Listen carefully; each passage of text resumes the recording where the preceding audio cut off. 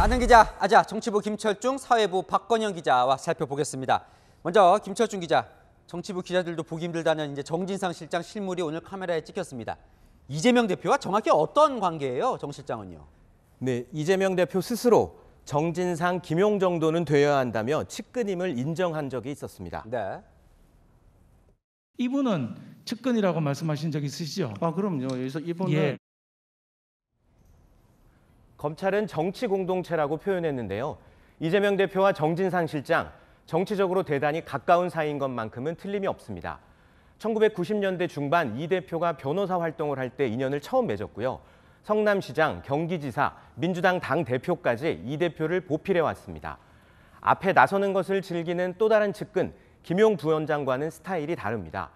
주변에서 정 실장에 대해 샤이하다고 말할 정도로 자신을 드러내는 걸 꺼려한다고 하는데요. 다만 이 대표에게 쓴소리를 할 수 있는 복심 중에 복심이다.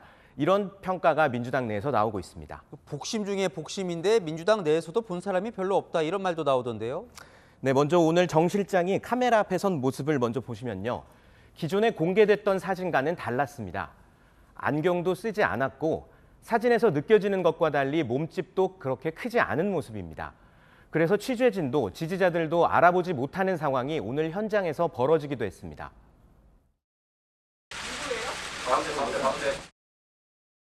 자, 그런데 저렇게 오늘 검찰 출석하면서 보통 뭐 그냥 수사 잘 받겠다 이렇게 들어갈 수도 있는데 강한 어조로 검찰을 비판했거든요. 준비한 거겠죠, 이 멘트는요? 네, 그렇다고 볼 수 있습니다. 정 실장이 영장 심사를 받기 전에 했던 발언, 표적 수사라는 민주당의 주장과 동일하다는 것을 알 수 있습니다. 다시 한번 들어보시죠. 군사정권보다 더한 검찰 정권의 수사는 살아있는 권력에도 향해야 할 것입니다. 최소한의 균형이 필요합니다. 대통령과 부인 김건희 여사, 장모 최은순 씨 사건을 철저히 외면하고.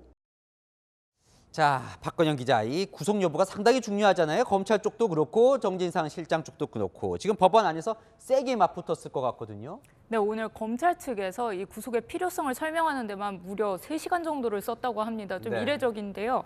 이번에 대비를 많이 한 것 같습니다. 지난번 이 김용민주연구원 부원장 구속심사 땐 검찰이 100장 넘는 슬라이드 자료를 준비해서 띄웠다는데요. 이번에 이 정진상 실장 측에서 반박도 만만치 않았다고 합니다. 100종 넘는 반박 의견서를 재판부에 제출한 건데요. 이 검찰이 적용한 4가지 혐의에 대해서 조목조목 하나씩 반박했다고 합니다. 마침 오늘 유동규 전 본부장이 대장동 재판을 받고 나왔는데 이 돈을 받은 적이 없다 이런 정진상 실장 발언에 대해 이렇게 말하기도 했습니다. 아까 뭐 3인송화나 증자살인 얘기를 하셨다는데 저는 조금 제가 스스로도 그렇고 다 이제 부끄러움을 좀 알았으면 좋겠다는 생각입니다. 실장이 뭐라고 했는지도 다 보고 거기에 대해서 이제 일침을 날린 거군요. 자, 그럼 법원 안에서 각각 뭐라고 주장을 했답니까? 네, 검찰이 주장한 거 크게 2가지입니다. 증거 인멸에 대한 우려와 도주 가능성이라는 건데요. 하나씩 살펴보면요. 지난 9일에 이 정 실장의 사무실 압수수색 과정에서 수사팀은 간이 침대와 이불을 발견했는데요. 이 아파트 출입 기록과 CCTV 등을 봤을 때 정 실장이 집에 가지 않고 사무실에 머물면서 이 주거지가 불명확하고 도주 우려가 있다고 봤던 겁니다. 반면 정 실장은 업무가 많고 출장이 잦았기 때문에 일주일에 한 2번 정도만 집에 간다 이렇게 반박하고 있습니다. 또 2번째는 이 검찰이 정 실장 PC 운영 체제를 새로 깐 흔적과 또 유동규 전 본부장 자택 압수수색 때 휴대전화를 버리라고 지시한 혐의 등을 들면서 증거인멸 우려도 강조했는데요.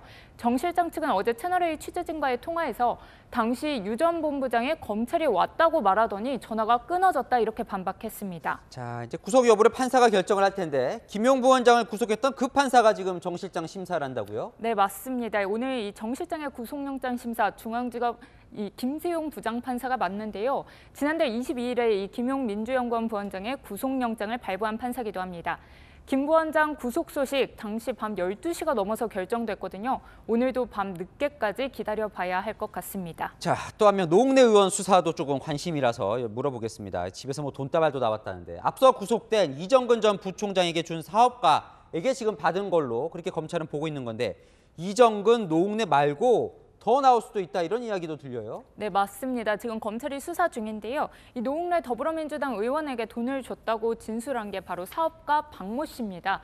이 구속 기소된 이정근 전 민주당 사무부총장에게도 돈을 준 걸로 지목된 인물과 같은 분인데요. 이 노웅래 의원과 이정근 전 부총장 외에도 박 씨가 돈을 줬다는 사람이 더 있는지 수사가 계속되고 있고요. 앞서 이 이정근 사무부총장 공소장에 현 야당 정치인과 또 문재인 정부 장관 이름 여러 명이 거론됐거든요. 실제로 여권 청탁 대가로 이 언급된 이들이 돈을 받았는지, 또 이 노 의원 집에서 발견된 거액의 현금, 이 돈은 사업가 박 씨가 관련된 돈인지 아니면 이와 별개로 돈을 준 사람이 따로 있는지 수사는 계속 확대될 걸로 보입니다. 그러니까 지금 정진상 실장도 수사 중이고 노웅래 의원도 지금 수사를 받고 있는데 민주당 내에서 이 두 사람에 대한 대응에 온도차가 있다 이런 이야기가 들리던데요. 네, 그렇습니다. 먼저 저희가 준비한 영상을 보면서 설명을 드리겠습니다. 먼저 어제 노웅래 의원의 반박 기자회견 영상인데요. 배석하는 의원 없이 혼자서 진행했습니다. 그런데 지난 15일 있었던 정진상 실장 수사 관련 기자회견에는 최고위원부터 대변인까지 줄줄이 서 있습니다. 당내에서는 밸런스가 안 맞는다 이런 의견부터 이게 바로 사당화다 이런 비판까지 나오고 있습니다. 논란이 일자 당 지도부가 검찰의 조작 수사가 의심된다면서 엄호에 나서긴 했지만 좀 더 지켜봐야 한다며 선을 긋고 있습니다.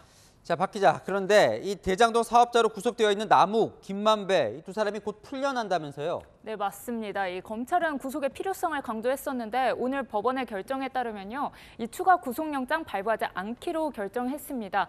이렇게 되면 남 변호사는 오는 21일, 또 김만배 씨는 24일에 출소하게 되는데요. 이들도 먼저 석방됐던 유동규 전 본부장처럼 출소 후에 폭로를 이어갈지 지켜봐야 할 것 같습니다. 네, 지금까지 김철중, 박건영 기자와 살펴봤습니다.